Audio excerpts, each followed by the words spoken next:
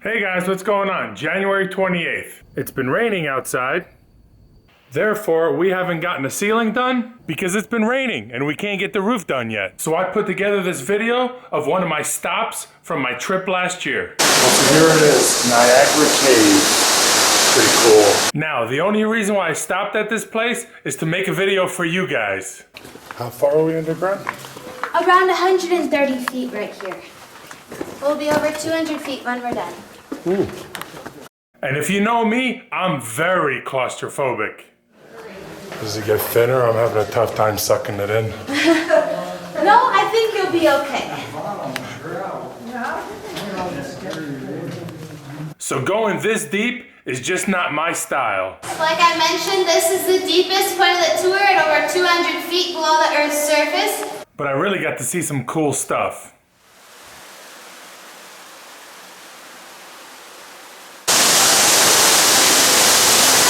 Look at that waterfall. You guys want to see what it's like with all the lights off down here?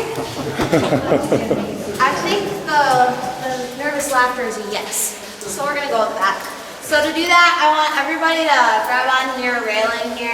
I don't know, usually that's a good idea. This part's a little bit boring. I won't get offended if you skip it. But thanks for the thumbs up anyway. Harmony, population 1,000. This is the kind of town that I usually get tickets in. Hey, those are cool. Look at that.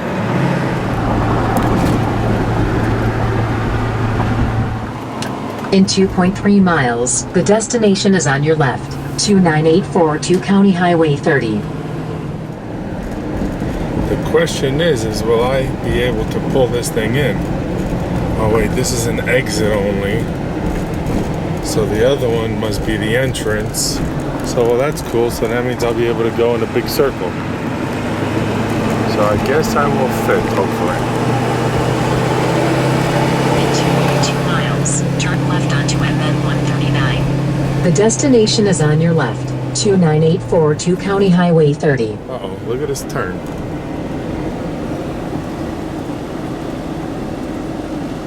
Should I?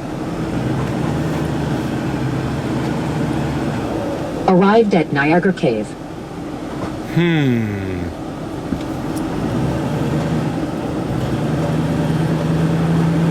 Let's do it.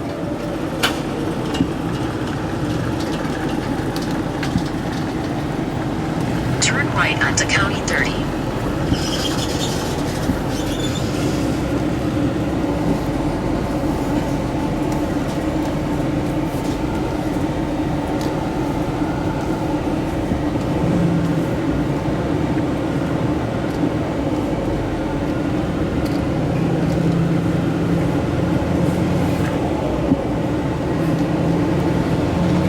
RV parking.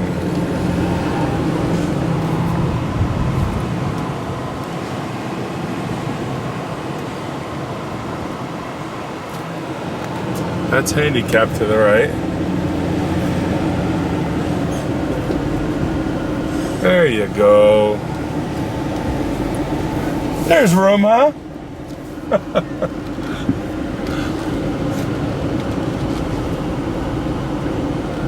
Oh, there you go. I can get that from my dog. You didn't notice the floor was all concrete. Sam, you forgot.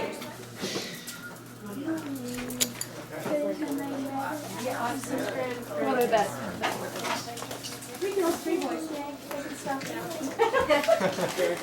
But the one said no, she's not done. It's like, oh great.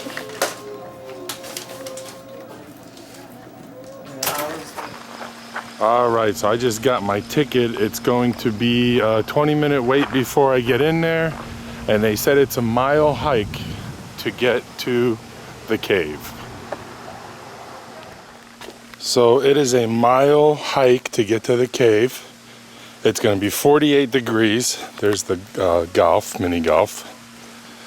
And so I went back and I got a jacket. I'm ready, out of breath. A mile hike. I didn't even start yet.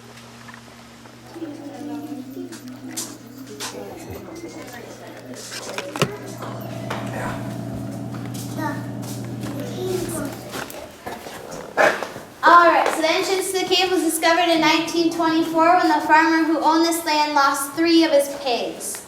So he sent out a couple of his hired workers to try to find those pigs, and they tracked them down to this sinkhole we're in today. In this sinkhole was a crevice about right where the stairs begin. They saw that the pigs' tracks led up to here and just stopped, and they could actually hear those poor pigs squealing down below, so they knew that they were going to have to rescue them. After grabbing a rope, those guys descended down into the crevice. After slipping down a mudslide, they made it down into the cave about 75 feet, roughly where that first wooden platform is down there. And there they did find the 3 pigs alive and well, and they brought them back up to the surface and returned the pigs to the farmer. So now these rumors began to go around about the cave, and a few years later, 3 cave explorers from Decorah, Iowa heard about it and decided to check things out for themselves. Once they got down here, they saw so many amazing formations along with the waterfall, and they knew they wanted to share those things with the public. So that's why Niagara Cave was opened for tours in 1934, has been open ever since for 81 years. So with all that intro stuff out of the way, we can head on down. Just again, please be sure to use these handrails here.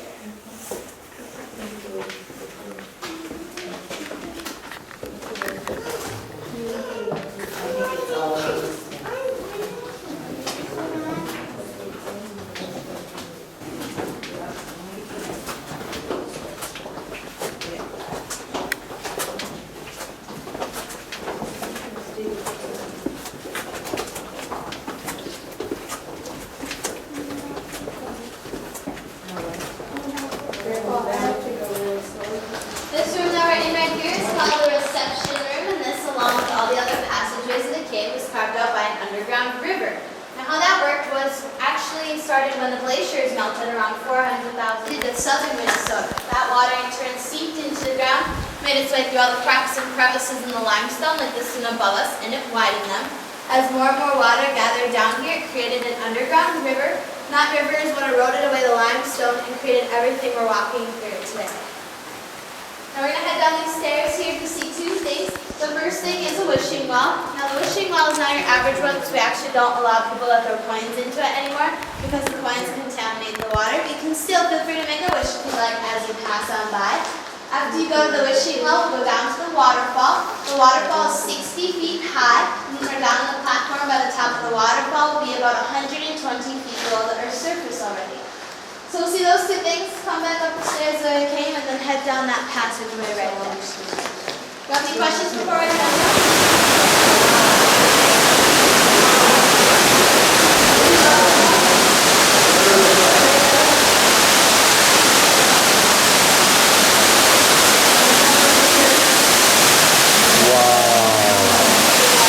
Holy cow.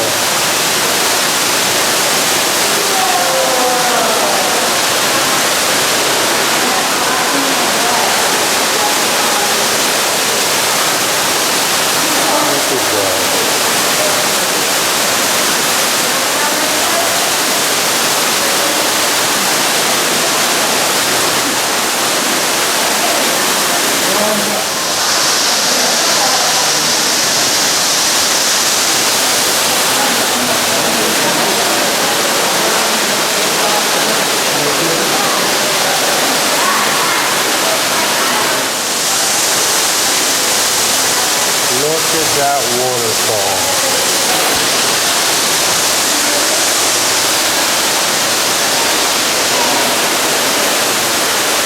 Amazing.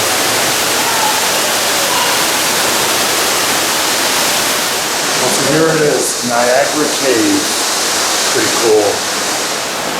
Yeah.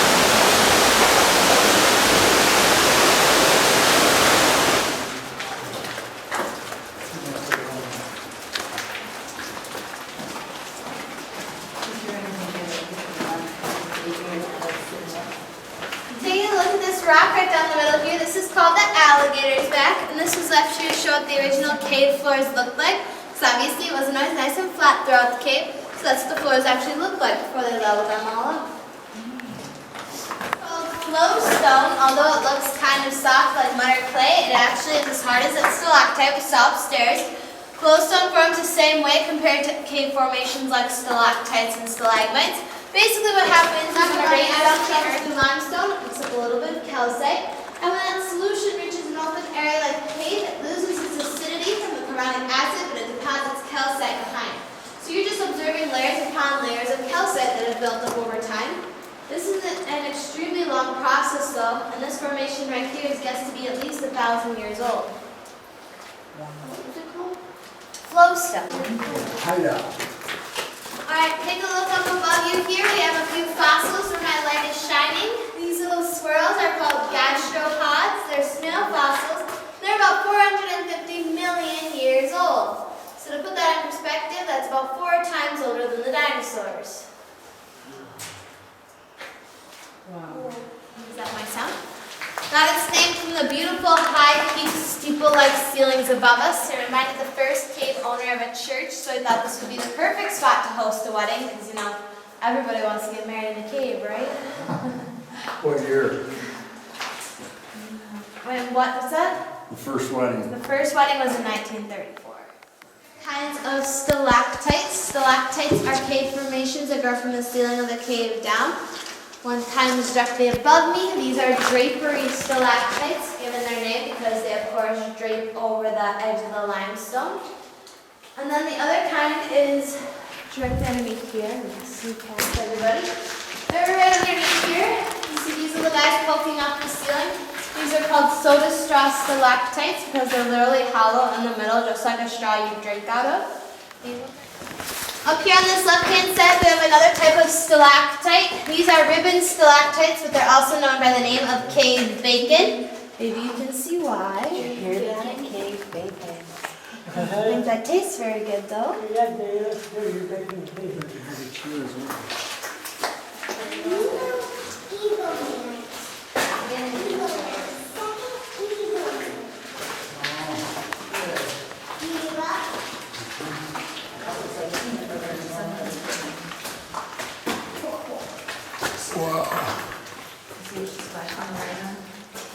These are some of the largest ribbon stalactites in our cave, and they go up about 50 feet high. You can tell they're still growing by all the water that's flowing off of them.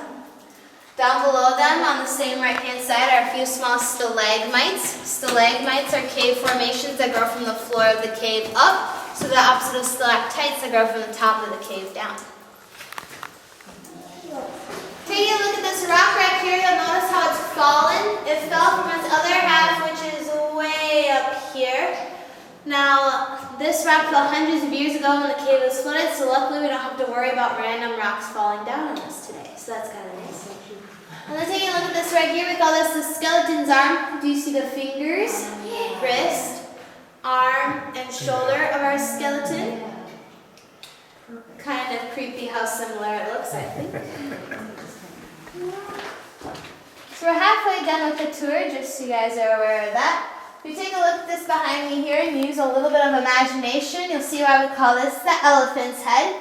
Do you see the big floppy ear, the face, and the trunk goes in the rock right over there. So when we head down beneath the elephant, please watch your head because it's a little low for a second. Jutting out from the wall on this left-hand side is some terrace flowstone called the wedding cake. Do you see the 3 layers and all the yummy frosting on it? Yeah. So careful not to touch it or taste it as you go on by. And take a look at this up here. We call this our Titanic because we think it kind of resembles the bow of a ship. All right, we have a fossil right here, so take a look at that. Look at that fossil right there. Sorry, there you go. This fossil is called Receptaculites, and when it was alive, it looked a lot like the lily pad does today, with a large flat leaf on top and a stem extending down. So you're seeing the side of the lily pad. Could someone point it out to them, please? I think they missed it. Thank you. So again, you're seeing the side of the lily pad, giving you an idea of the thickness of it. We'll see about 20 or 30 of those side views throughout this passage.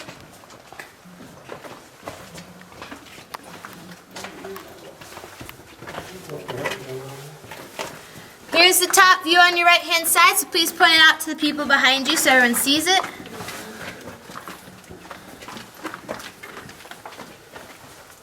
How far are we underground? Around 130 feet right here. We'll be over 200 feet when we're done. Ooh. Alright, so if you want, you can grab this flashlight from me, take a look at this, and pass it back. Where am I looking? Oh, there. There you There you go. go.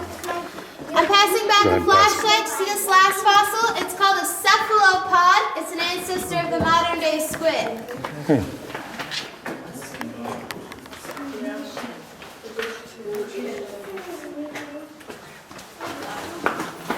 So you may be wondering, where did all these fossils come from? Well, 450 million years ago, Minnesota was covered by a shallow ocean called the Ordovician Sea. So these lily pads would have grown in that sea. The squids and the snails that we've been seeing would have lived in that sea. And all the limestone around us was soft sand and sediments at the bottom of that ocean floor. So maybe that helps paint a little bit better picture. Right now we're in what we call the Grand Canyon of our cave. It's a straight stretch over 400 feet long, but has ceilings up above us about 100 feet high. Wow.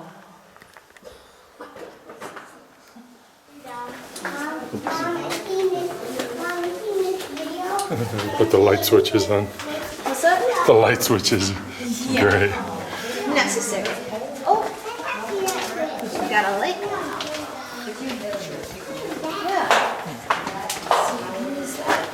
Some LED track lighting.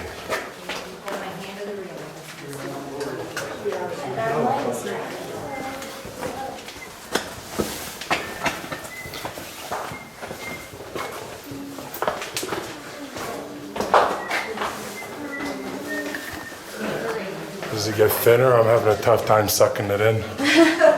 No, I think you'll be okay.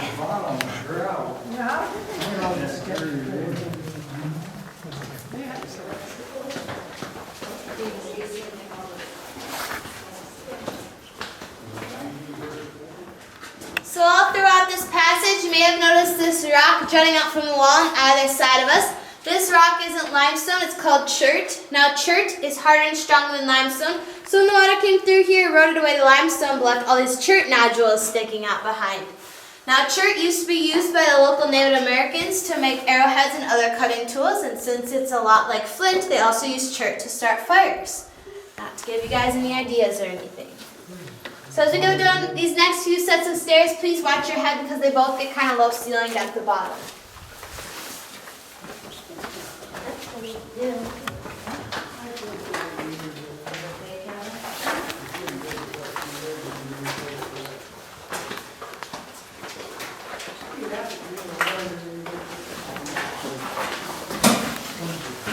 Alright, so steady down these stairs here.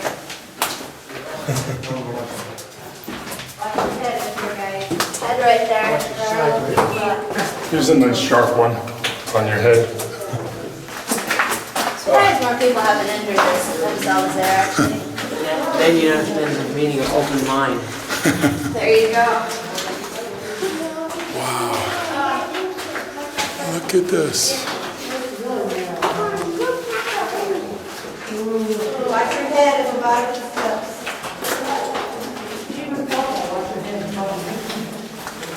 Okay, we gotta go up all these stairs.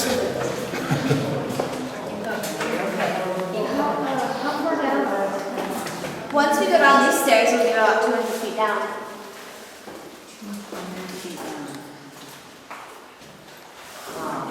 Keep coming off the stairs here, please.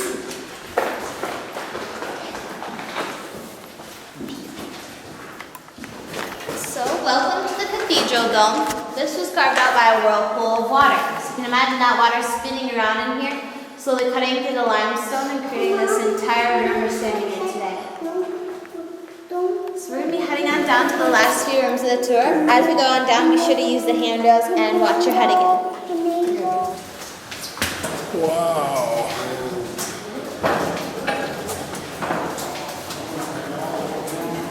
Look at that.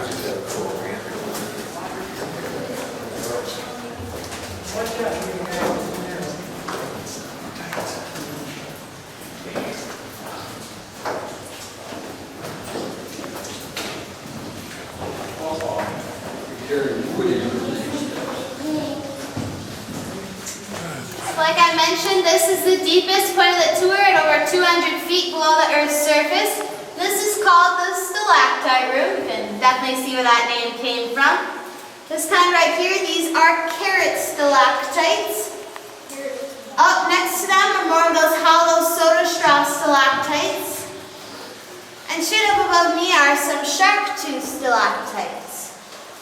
Along with a bunch more of that cave bacon throughout here.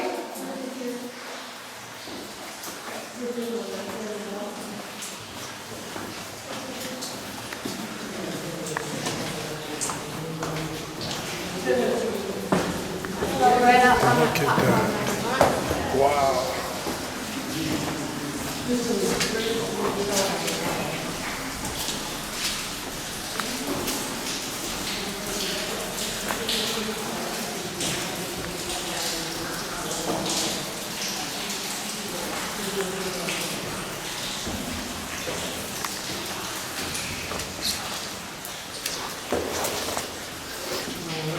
So there's more to the cave besides what we're seeing on the tour. If you were to go down that ladder over there and head straight off the platform, you'd reach another room called the Star Room. Similar in size to this room, however, it's a quarter of a mile away and you have to crawl all the way there. So that's why we don't take tours back there anymore. Or not anymore. I guess we've never taken tours, but us guys will go back there every once in a while. It is the last room. Would you guys like to see what it's like with all the lights off down here? I think the nervous laughter is a yes. So we're going to go with that.